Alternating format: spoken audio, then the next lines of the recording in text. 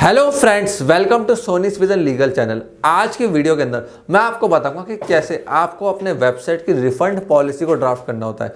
देखिए, refund policy website की सबसे इंपॉर्टेंट पॉलिसी होती है। भले आप एक एडटेक कंपनी रन कर रहे हो, सर्विस बेस्ड इंडस्ट्री में हो, सास बेस्ड इंडस्ट्री में हो या फिर ई कॉमर्स वेबसाइट हो, वहाँ पे रिफंड पॉलिसी आपको बहुत अच्छे से ड्राफ्ट करनी है। अगर कहीं पे भी रिफंड्स आते हैं, डिस्प्यूट्स आते हैं, तो आपके लिए दिक्कत हो सकती है। देखिए, इंडिया के अंदर ई कॉमर्स के अंदर रिफंड रेट इस समय 30% है और क्लोथिंग ई कॉमर्स के अंदर रिफंड रेट 40% है। मतलब 100 में से 40 लोग रिफंड के लिए अप्लाई करते हैं या फिर रिटर्न ऑफ द प्रोडक्ट्स के लिए। अब स्टोर्स में देखा जाए क्या होता है, जो ऑफलाइन स्टोर्स होते हैं ना, वहाँ पे रिफंड रेट निकल कर आया 8.99%, बट ऑनलाइन निकल कर आया 40%। तो आप देख सकते हो कि ऑनलाइन बिजनेस के अंदर कितना ज़्यादा प्रोडक्ट्स रिटर्न होते हैं। उसका रीज़न क्या रहता है कि जब ऑफलाइन स्टोर के अंदर जाते हैं ना, तब हम इजीली प्रोडक्ट को फील करके देख लेते हैं, उसका थोड़ा बहुत टेस्ट ले लेते हैं। ऑनलाइन ये सब पॉसिबल नहीं है। एक फ़ोटो को देख के उसके बारे में डिस्क्रिप्शन को रीड करके आदमी परचेज करता है, तो वहाँ पर रिटर्न के चांसेस ज़्यादा होते हैं। अब एक वेबसाइट की ओनर हो, अगर आपने रिफंड की पॉलिसी को अच्छे से ड्राफ्ट नहीं करवाया किसी कॉर्पोरेट लॉयर से, तो आपके लिए दिक्कत हो सकती है, फ्यूचर में डिस्प्यूट क्रिएट हो सकते हैं। इसलिए आपको एक अच्छा कॉर्पोरेट अटॉर्नी हायर करना है। और इस वीडियो के अंदर मैं आपको पॉइंट्स बताने वाला हूँ कि रिफंड पॉलिसी ड्राफ्ट कैसे करी जाती है, किन चीज़ों का ध्यान रखना पड़ता है। तो सबसे पहले रिफंड की पॉलिसी, मतलब किन किन कंडीशन के अंदर आप प्रोडक्ट का रिटर्न लोगे, आपकी उसकी पॉलिसी को अच्छे से बताना पड़ेगा। अब देखिए, कभी भी आप वेबसाइट के ऊपर ये नहीं लिख सकते कि एक बार खरीदने के बाद माल या वापस नहीं होता। ये लिखना गलत है, आपके ऊपर केस हो सकता है। आपको ऑनलाइन बिजनेस के अंदर टाइम पीरियड देना पड़ेगा कि इतने टाइम में पर्सन रिफंड के लिए अप्लाई कर सकता है। कई बार हम बनियों की दुकान पर जाते हैं ना, वहाँ लिखा होता है बिका हुआ माल वापस नहीं होगा। तो कृपया ना हमें शर्मिंदा करिए ना खुद शर्मिंदा होइए, वो लिखना भी गलत होता है। आपको रिफंड का टाइम देना पड़ता है कस्टमर को, जिससे वो प्रोडक्ट को चेक कर सके, सर्विस को चेक कर सके, कहीं उसको इशू लगे तो वो रिफंड के लिए अप्लाई कर सके। दूसरी चीज़, टर्म्स ऑफ रिफंड। रिफंड्स के टर्म क्या होंगे, उसका प्रोसेस क्या होगा, तो टर्म्स ऑफ द रिफंड आपको बतानी पड़ेगी। अगर एक ई कॉमर्स वेबसाइट है, आप जूते बेच रहे हो, तो उसमें लिखो टर्म्स के अंदर कि जो जूता जिस डब्बे में दिया है, जैसा हमने पैकिंग के साथ दिया ना, वैसा ही आपको रिफंड के टाइम पे हमें पैक करके भेजना है। ऐसा ना हो जूता प्लास्टिक की थैली में डाल के वापस भेज दे, तो वहाँ पर भी टर्म्स ऑफ रिफंड डालना पड़ेगा आपको। तीसरी चीज़, आपको ये बताना पड़ेगा कितने टाइम में ई कॉमर्स वेबसाइट पे कस्टमर को इन्फॉर्म करना है कि प्रोडक्ट के अंदर डिफ़ॉल्ट है। क्या होता है, आप लोगों ने जूतों की ई कॉमर्स वेबसाइट बनाई, शूज़ बेच रहे हो, अब कस्टमर क्या करेगा, देखेगा 10 डेज़ का रिफंड का टाइम है।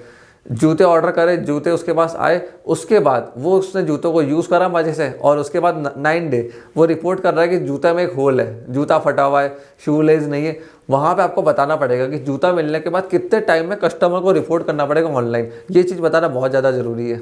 उसके बाद डिटेल्स डालो पूरी, कि आपको सब कुछ बताना पड़ेगा कि जो रिफ़ंड है ना, उसके लिए क्यों रिफ़ंड करा जा रहा है, तो वहाँ पर डिटेल्स कस्टमर को डालनी पड़ेगी रिफ़ंड के लिए। उसके बाद एक चीज़ का ध्यान रखना, रिफंड कॉस्ट कौन बियर करेगा, क्या वो कंज्यूमर बियर करेगा या कंपनी बियर करेगी। इस चीज़ को भी आपको बताना पड़ेगा कि जब रिफंड होता है तब वापस डिलीवरी बॉय प्रोडक्ट को लेके जाएगा, तो वहाँ पर उसकी कॉस्ट कौन बियर करेगा। अब ऑनलाइन डिजिटल प्रोडक्ट है तो वहाँ पर कोई रिफंड कॉस्ट होती नहीं है, बट जब ऑफलाइन होता है ना, तो वहाँ पर रिफंड कॉस्ट आ जाती है। प्लस कोई एक कहते हैं ना, मेक माई ट्रिप वेबसाइट है या फिर कोई एक ऐसी वेबसाइट है जहाँ पे थर्ड पार्टी ट्रांजैक्शन भी हो रही है, तो वहाँ पे कैंसिलेशन फीस भी लगती है। तो उसको बियर कौन करेगा, आप बियर करोगे या कंपनी बियर करेगी। जैसे मेक माई ट्रिप है, अब मेक माई ट्रिप आप रिफंड के लिए अप्लाई करोगे ना, लेट सपोज आपने 3000 रुपये की टिकट बुक करी, 200 रुपये उस पर उन्होंने कन्वेंस चार्जेस लगा दिए। तो वहाँ पे क्या होता है, जब आप रिफंड के लिए अप्लाई करोगे ना, तो 3200 रुपये नहीं मिलेंगे आपको, 200 रुपये कट के सिर्फ आपको आपका अमाउंट मिलेगा जो एयरलाइन को जाने वाला था।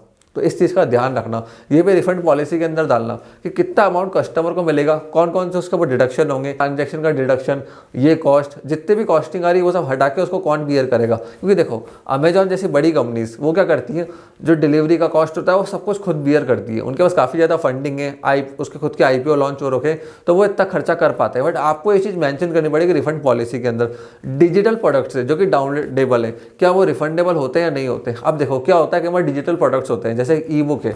अब मैंने कोई ई बुक खरीदी किसी वेबसाइट से, लेट से बस 1000 रुपये की, वो मेरे सिस्टम में डाउनलोड हो गई, अब उसका रिफंड नहीं हो सकता। उसके लिए आप क्या करना है, रिफंड पॉलिसी में साफ साफ लिख देना कि जो हमारी ई बुक्स होती हैं, डिजिटल प्रोडक्ट्स होते हैं जो डाउनलोडेबल होते हैं, उनका हम सैंपल देते हैं। जैसे ई बुक 500 पन्ने की है तो हमने 5% 25 पेजेस शुरुआत के सैंपल दे दिए, जिससे कंज्यूमर को अगर वो अच्छी लगे 25 पेजेस तो वो बाकी पेजेस के लिए भी पे करेगा जो डाउनलोड हो जाएंगे। अब ये जो डिजिटल प्रोडक्ट्स होते हैं जो डाउनलोडेबल होते हैं, जिनकी कॉपी ईजिली क्रिएट हो जाती है, वो आइटम्स आप नॉन रिफंडेबल रख सकते हो, बट उसका आपको सैंपल देना पड़ेगा वेबसाइट के ऊपर कि ये सैंपल है। उस सैंपल को देखने के बाद ही कंज्यूमर परचेज करे।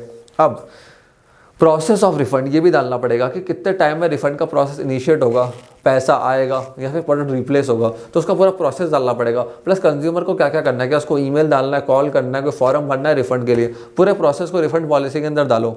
अब at the time of checkout हमेशा आप क्या करना, जब चेकआउट हो रहा है, जब पेमेंट ले रहे हो, वहाँ पर terms and condition and refund policy दोनों के लिंक्स को लगवाना बहुत ज़्यादा ज़रूरी, नहीं तो आपके लिए इशू क्रिएट हो सकता है। प्लस आपको क्या करना है, वेबसाइट पे हमेशा रिफंड पॉलिसी को विजिबल रखना, जिससे कंज्यूमर के लिए ट्रैक करना इजी हो। ऐसा ना हो ई कॉमर्स वेबसाइट तो आपने बना दी, रिफंड का जो पॉलिसी है ना वो कंज्यूमर को मिल ही नहीं रही है, ऐसी गुप्त जगह पे आपके कोडर ने रख दी। नहीं, उसको फुटर के अंदर अच्छे से लगाओ, रिफंड पॉलिसी उस पर लिखो, जिससे कंज्यूमर उसको रीड कर सके, अच्छे से देख सके। उसके बाद डेडलाइंस दो, डेडलाइंस को क्लियर लिखो अपने रिफंड पॉलिसी के अंदर कि 7 डेज़ का हमारा रिफंड पॉलिसी है।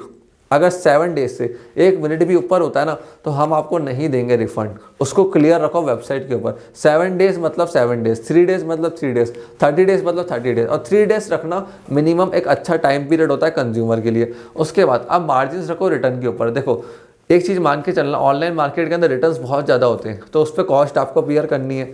कई बार कंज्यूमर बियर करने को रेडी नहीं होता है, तो प्रॉफिट मार्जिन आपके अच्छे होने चाहिए। Understand the reason of refund. अब क्या होता है ऑनलाइन जब रिफंड हो रहा है ना, तो जब आपका रिफंड आए प्रोडक्ट, तो उसको समझो कि रिफंड्स आ क्यों रहे हैं, क्यों कस्टमर रिफंड लेना चाह रहा है, रिटर्न लेना चाह रहा है, उसको अंडरस्टैंड करो, नोट डाउन करो, जिससे रिफंड और रिटर्न्स आप कम कर सको और पॉलिसी को और इम्प्रूव कर सको, जिससे आपके डिस्प्यूट के चांसेस कम हो जाए।